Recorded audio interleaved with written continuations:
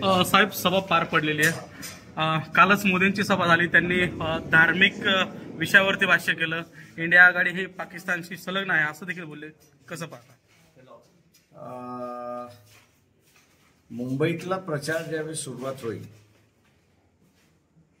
त्यावेळेस मोदींनी असं उत्तर द्यावी की कोण पाकिस्तान बरोबर आहे आणि कोण पाकिस्तान बरोबर नाही, याचं असं उत्तर त्यांना द्यावं लागेल असं मी त्या ठिकाणी मानतोय। तो खेळ अजून सुरुवात व्हायचा आहे। खरं पाहिलं त्याच्यामुळे असं मी म्हणेन की स्वतःचा अगोदर बचाव केला म्हणजे तो बचाव होत नाही।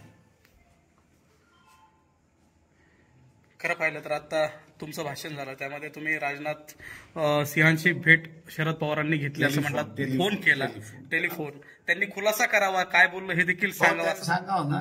काही ऐन इलेक्शनच्या मध्यभागी मी जर मोदीशी बोललो तर मग लोक अर्थ काढतात की हे मोदींबरोबर राजकारणानंच बोलले। त्याच्यामुळे शरद पवार राजनाथ सिंगशी काय बोलले ते त्यांनी सांगावं। एका दैनिकाला त्यांची मुलाखत झाली, त्याच्यामध्ये ते असं म्हणालेत की येत्या काळामध्ये काही पक्ष हे काँग्रेसमध्ये विलीन होतील। काही पक्ष काँग्रेसमध्ये विलीन होतील की काही पक्ष काँग्रेस बरोबर जाणारच नाही अशी सुद्धा भूमिका होऊ शकते। थँक्यू। महाविकास आघाडीकडून आता या ठिकाणी उमेदवार देण्यात आलेला आहे। 2 दिवसापासून जे शरद पवारांचे शिलेदार आहेत जयंत पाटील हे बीडमध्ये मुळात मी असं म्हणणार आहे, त्यांनी असं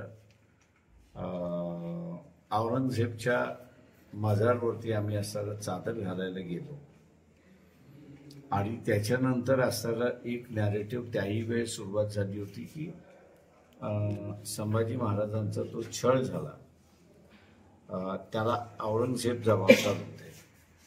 मुळात माझं म्हणणं असं आहे की ही सगळी पकडून देणारं कोण होतं हा त्याच्यातला महत्वाचा आहे। मी त्यावेळेसही नावं दिली होती। त्याच्यानंतर हिंदू धर्मातला औरंगजेबकडे सजा देण्यासाठी कोण होतं त्याचंही नाव मी त्या ठिकाणी दिलं होतं। आणि संभाजी महाराज हे असणारं वेदामध्ये प्रावीण्य होतं आणि त्या काळामध्ये वेदामध्ये प्रावीण्य असणाऱ्या माणसाला कशा तऱ्हेने नॉन ब्राह्मण असणाऱ्या माणसाला कशा तऱ्हेने हत्या करावी, कशा रीतीने त्याच्यावरती अत्याचार करावा हे मनुस्मृतीमध्ये दिलेलं आहे। जे कोणी हा प्रचार करतात आहेत त्या सगळ्यांना माझं असणारं आव्हान आहे की संभाजी महाराजांवरती झालेला अत्याचार आणि मनुस्मृतीमधला दिलेला अत्याचार हा त्यांनी वाचावा आणि नंतर प्रचार करावा, हा माझं त्यांना असणारं आव्हान आहे। एक शेवटचा प्रश्न आहे, जरांगे पाटलांचं आंदोलन सुरू होतं त्या दरम्यान तुम्ही त्या ठिकाणी भेट द्यायला गेला होता। जरांगे पाटलांचे एक शिलेदार आपले उमेदवार आहेत, एकंदरीत बीडमध्ये त्रिशंकू लढत होते, पाटलांचं सहकार्य लाभल असं वाटतंय का, मदत करतील असं म्हणणं? गरीब मराठा जो आहे पूर्णपणे म्हणजे जरांगे पाटील यांच्या पाठीमागे जो उभा राहिलेला मराठा समाज जो आहे तो अशोक हिंगेच्या पाठीमागे 100% उभा राहणार आहे।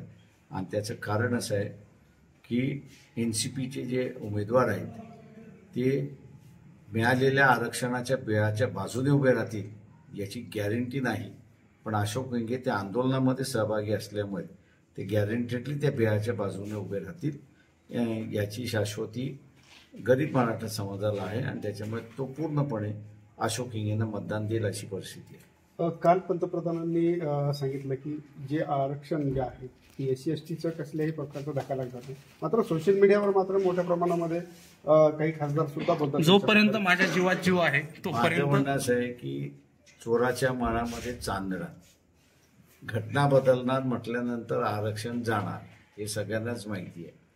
त्याच्यामुळे आरक्षण जाणार नाही हे जे सांगतात हे चुकीचं आहे। जर घटना बदलणार अशी चर्चा जर सुरुवात झाली नसती तर कदाचित आरक्षणाची चर्चा नाही। त्याच्यामुळे याने हे सरळ सरळ सांगावं की आम्ही घटना बदलणार आहोत की न बदलणार आहोत याच्याबद्दलचा खुलासा अजून पंतप्रधानांनी केलेला नाही। फक्त ज्याला डॉजिंग म्हणतो आपण त्या पद्धतीने ह्या विषयाला पंतप्रधान डॉजिंग करतात आहे। थँक्यू।